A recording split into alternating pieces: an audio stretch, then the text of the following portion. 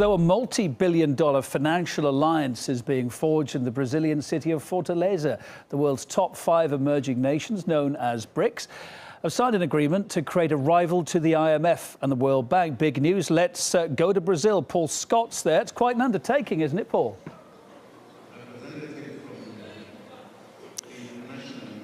Yes, well, the main showpiece event of the 2-day BRICS summit here in Brazil is the signing off of this new development bank, the BRICS Development Bank, as it's going to be known. And, well, that deal has now been confirmed. As you say, it's seen as an alternative and a rival to the International Monetary Fund and to the World Bank. And the 5 emerging economies, of course, Brazil, Russia, India, China and South Africa, are hoping that this new bank will act as a rival to the IMF and the World Bank and end the global dominance of the US dollar. Now, initially, each country will put in 10 billion US dollars. It'll equate to 50 billion. The hope is that that will later rise to 100 billion, and the money will be spent on infrastructure and development projects in emerging economies. Now, also, what has been announced is a fund as well that's worth 100 billion that will protect these emerging economies, protect the 5 nations from any potential global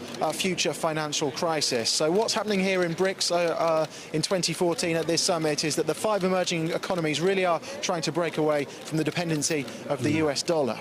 All right, Paul, thanks for the update there. Well, if you look at the facts and figures, you can see maybe why the IMF and the World Bank not globally popular with everyone. That financial crisis that struck the world in 2008, its aftershocks still being felt in Europe today.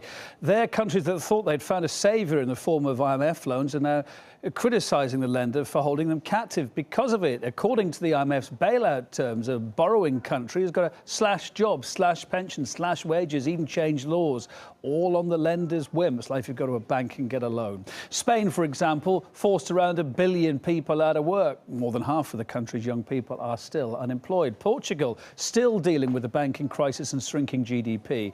And Greece, after 6 years of recessions, still got the worst unemployment rate in the EU. China expert Andrew Leung says all this then makes the BRICS an alternative, attractive place to be.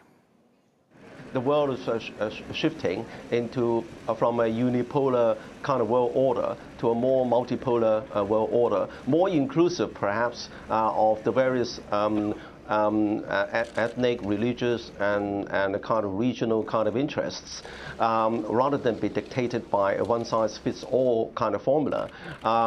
So I think that there is a great role for the BRIC countries to play.